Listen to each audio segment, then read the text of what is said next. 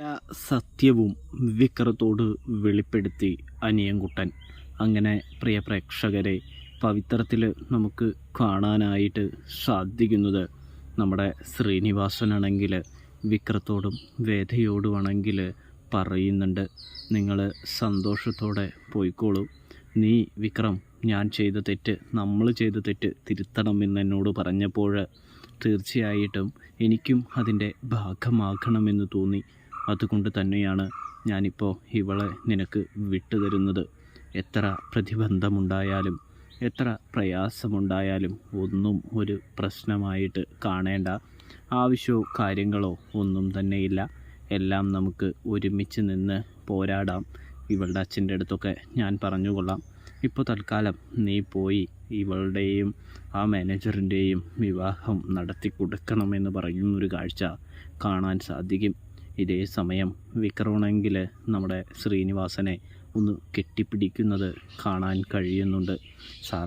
Sir എൻ്റെ ഈ തീരുമാനത്തിൻ്റെ കൂടെ നിൽക്കുമെന്ന് എനിക്ക് ഉറപ്പുണ്ടായില്ല എന്ന് പറയുമ്പോൾ പിന്നെ ആര് നിൽക്കാനാടാ? സത്യം തെളിയിക്കണം. സത്യം തെളിയിച്ച് നീ വരണം. ഇലക്ഷന് ഞാൻ തോറ്റതോ എനിക്ക് നിന്നോട് ദേഷ്യമോ ഒന്നുമുണ്ടെന്ന് നീ വിചാരിക്കേണ്ട.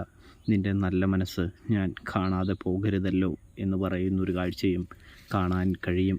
ഇതേ സമയമാണെങ്കിൽ നമ്മുടെ വിക്രമാണെങ്കിൽ ആ പെൺകുട്ടിയുമായിട്ട് ഇടുക്കിയിലേക്ക് എത്തുന്നൊരു കാഴ്ച കാണാൻ സാധിക്കും. വിക്രം അവളെ കൊണ്ടുവരുന്ന കാര്യം വിളിച്ചു പറഞ്ഞിട്ടുണ്ടല്ലോ. അതുകൊണ്ട് തന്നെ വേദ കാത്തു നിൽക്കുന്നുണ്ട് എന്നും കാണാം. അങ്ങനെയിരിക്കെ വേദയാണെങ്കിൽ ആ പെൺകുട്ടിയെ വീടിനകത്തേക്ക് കൊണ്ടുപോകുന്നുണ്ട്. അവർക്ക് തമ്മിൽ പരസ്പരം അറിയാമെന്ന് തന്നെയാണ് നമുക്ക് കാണാൻ കഴിയുക. കൂടാതെ ഓരോ കാര്യങ്ങളിങ്ങനെ സംസാരിക്കുന്നതും കാണാൻ കഴിയുന്നുണ്ട് കേട്ടോ.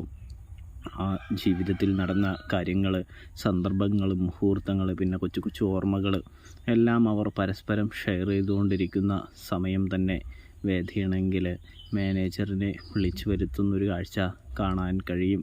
മാനേജർ സാറേ, നിങ്ങളുടെ ആ പ്രണയത്തെ ഞങ്ങളിവിടെ ഈ ഇടുക്കിയിൽ എത്തിച്ചിട്ടുണ്ട്.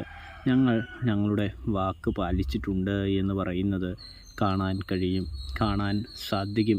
അച്ഛനെയും വിളിക്കുന്നുണ്ട്. കൂടാതെ തന്നെ ഗീവർഗീസേട്ടനെയും ഒരുവിധം എല്ലാ ആൾക്കാരെയും മേരി ചേച്ചിയൊക്കെ വിളിച്ച് വരുത്തുന്നുണ്ട് കേട്ടോ.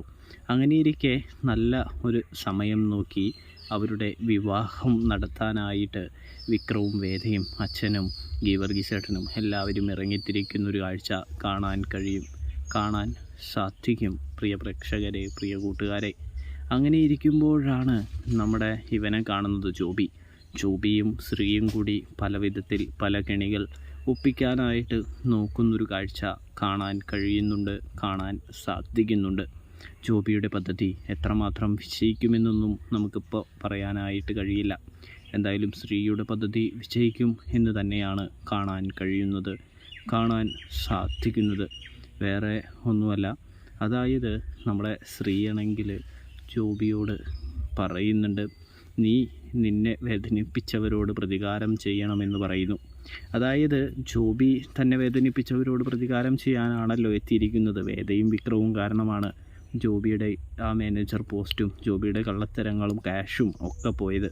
അതുകൊണ്ട് തന്നെ ജോബിയാണെങ്കിൽ വിക്രവും വേദയും അനിയൻകുട്ടനും വേണ്ടി ശ്രീയോട് കാശ് ചോദിക്കുന്നൊരു കാഴ്ച കാണാൻ കഴിയും. അപ്പോഴാണെങ്കിൽ ശ്രീകാന്ത് പറയുന്നുണ്ട്, നിനക്ക് എന്തോരം കാശ് വേണമെങ്കിലും ഞാൻ തരാം, പക്ഷേ ഞാൻ പറഞ്ഞ കാര്യം നീ തീർച്ചയായിട്ടും നടത്തണമെന്ന് പറയുന്നത് കാണാൻ സാധിക്കും. അതൊക്കെ ഞാൻ ഏറ്റു സാറേ എന്ന് പറയുന്നതാണ് കാണാൻ കഴിയുക കേട്ടോ. കൂടാതെ തന്നെയാണെങ്കിൽ ശ്രീയും ജോബിയും തമ്മിൽ ഒരു കാര്യങ്ങൾ ഇങ്ങനെ പറയുകയും ഒരു വിഷം ശ്രീ ജോബിക്ക് കൈമാറുകയും ചെയ്യുന്നത് കാണാൻ സാധിക്കും. ഇവിടെയാണെങ്കിൽ വിവാഹത്തിൻ്റെ ഒരുക്കങ്ങൾക്ക് തുടക്കം കുറിക്കുന്നത് കാണാൻ സാധിക്കുന്നുണ്ട്. എത്രമാത്രം വിജയിക്കുമെന്നൊക്കെ കണ്ടു തന്നെ കാണാം. എന്തായാലും വിവാഹം നടക്കുന്നു എന്ന് നമ്മൾ പ്രേക്ഷകരും എല്ലാവരും കണ്ടതാണല്ലോ പ്രിയ പ്രേക്ഷകരെ. അങ്ങനെ വിവാഹവും കാര്യങ്ങളൊക്കെ നടക്കുന്ന ആ സമയം, വിക്രവും വേദയും ഒരുപാട് സന്തോഷിച്ചു നിൽക്കുന്ന ആ സമയം, പെട്ടെന്ന് തന്നെ നമ്മുടെ അനിയൻകുട്ടൻ തലകറങ്ങി താഴെ വീഴുന്നൊരു കാഴ്ച കാണാൻ സാധിക്കുന്നുണ്ട്. ഇതേ സമയമാണെങ്കിൽ അനിയൻകുട്ടനെ രക്ഷിക്കാൻ വേണ്ടി നമ്മുടെ വിക്രമാണെങ്കിലാകെ അനിയൻകുട്ടൻ വീഴുമ്പോൾ തന്നെ സങ്കടപ്പെടാനായിട്ട് തുടങ്ങുകയാണ്. അതായത് വേറൊന്നുമല്ല, വിക്രത്തിന് ആകെയുള്ള പിടിവള്ളി എന്ന് പറയുന്നത് നമ്മളെ അനിയൻകുട്ടനാണ്. കേസിൽ നിന്നും രക്ഷപ്പെടണമെങ്കിലും തൻ്റെ നിരപരാധിത്വം തെളിയിക്കണമെങ്കിലും അനിയൻകുട്ടൻ തീർച്ചയായിട്ടും ആവശ്യമാണ്. അതുകൊണ്ട് തന്നെ അനിയൻകുട്ടൻ ഒരു പോറൽ പോലും വരാതെയാണ് നമ്മുടെ വിക്രം അനിയൻകുട്ടനെ നോക്കുന്നതെന്ന് കാണാം.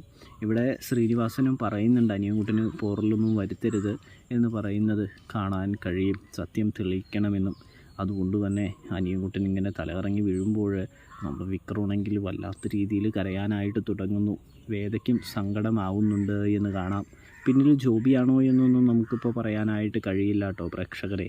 ഇതേ സമയമാണെങ്കിൽ നമ്മുടെ സേതു സഹായത്തിനായിട്ട് വരുന്നൊരു കാഴ്ച കാണാൻ സാധിക്കും. സേതു ആണെങ്കിൽ പെട്ടെന്ന് തന്നെ വിക്രത്തോട് പറയുന്നുണ്ട്, വിക്രം വേഗം വായോ, വണ്ടിയിൽ കയറ്റി അനിയൻകുട്ടനെ നമുക്ക് ആശുപത്രിയിലേക്ക് കൊണ്ടുപോകാമെന്ന് പറയുന്നത് കാണാൻ സാധിക്കും. അങ്ങനെ നമ്മുടെ അനിയൻകുട്ടനെ എടുത്തുകൊണ്ട് വിവാഹമൊക്കെ കഴിഞ്ഞു എന്ന് താലികെട്ടൊക്കെ കഴിഞ്ഞു. അത്ര ആൾക്കാരുടെ ഇടയിൽ അനിയൻകുട്ടനെ എടുത്തുകൊണ്ട് ഓടുന്ന വിക്രത്തെയും വേദയെയും ഗീവർഗീസേട്ടനെയും സേതുവിനെയും നമുക്ക് കാണാനായിട്ട് സാധിക്കും. അങ്ങനെ അവിടെ ചെല്ലുമ്പോഴാണ് ഒരു ഞെട്ടിക്കുന്ന ട്വിസ്റ്റ് എന്ന് കാണാം.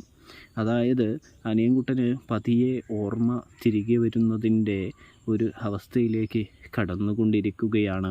അതുകൊണ്ടാണ് അനിയൻകുട്ടൻ ബോധം കെട്ട് വീണതെന്നും ഇപ്പോൾ ചെറുതായിട്ട് ഓർമ്മ തിരിച്ചു വന്നു എന്നും ഡോക്ടർ പറയുമ്പോൾ വിക്രത്തിനും വേദയ്ക്കും നല്ല രീതിയിൽ തന്നെ സന്തോഷമാകുന്നത് കാണാൻ കഴിയും. ഇതേ സമയമാണെങ്കിൽ നമ്മുടെ അനിയൻകുട്ടനെ കാണാനായിട്ട് വിക്രം ചെല്ലുമ്പോൾ വേദയും ചെല്ലുമ്പോൾ സത്യത്തിൽ പുളിക്കനെ കൊന്നത് ആരാണെന്ന് അനിയൻകുട്ടൻ വെളിപ്പെടുത്തുന്നൊരു കാഴ്ച. അതായത് എന്താണെന്ന് വിചാരിച്ചാൽ, ഞാൻ പുളിക്കൻ്റെ കൂടെ ഉണ്ടായിരുന്നു. ഇതേ സമയമാണെങ്കിൽ പുളിക്കൻ്റെ അടുത്ത് നിന്ന് ഞാനൊന്ന് മാറിയ തക്കത്തിന് പുളിക്കനെ കൊലപ്പെടുത്തിയത് വേറെ ആരുമല്ല, വേദയുടെ ജ്യേഷ്ഠൻ്റെ അമ്മായി അച്ഛനും കൂടിയാണ് എന്ന് പറയുന്നത് കാണാൻ സാധിക്കും. ഇതേ സമയമാണെങ്കിൽ നമ്മുടെ വിക്രം ഞെട്ടുന്നൊരു കാഴ്ച. അങ്ങനെയിരിക്കെ നമ്മുടെ അനിയൻകുട്ടനോട് നീ ഓക്കെ ആണോ എന്ന് വിക്രം ചോദിക്കുന്നുണ്ട്. തെളിവുകളൊക്കെ ഇവിടെ ഇരിക്കട്ടെ, നീ ഓക്കെ ആണോ എന്ന് ചോദിക്കും. അപ്പോൾ തന്നെ അനിയൻകുട്ടൻ കുഴപ്പമൊന്നുമില്ല, നമുക്കെന്തായാലും വീട്ടിലേക്ക് പോകാം എന്ന് പറയുന്നു. അങ്ങനെ ഡോക്ടറിൻ്റെ അനുമതിയോടുകൂടെ അനിയൻകുട്ടനെയും കൊണ്ട് പോകുന്നു. കൂടാതെ തന്നെ ശ്രീനിവാസനെയൊക്കെ വിക്രം വിളിച്ചറിയിക്കുന്നുണ്ട്. അനിയൻകുട്ടന് ബോധം വന്നു. അനിയൻകുട്ടൻ ശ്രീകാന്തിൻ്റെ പേരും കൂടാതെ അയാളുടെ അമ്മായിയച്ഛൻ്റെ പേരുമാണ് പറഞ്ഞിരിക്കുന്നതെന്നൊക്കെ പറയുമ്പോൾ ശ്രീനിവാസൻ പറയുന്നുണ്ട്, എനിക്കും അവനെ പണ്ടേ വളരെ സംശയവും കാര്യങ്ങളൊക്കെ ഉണ്ടായിരുന്നു.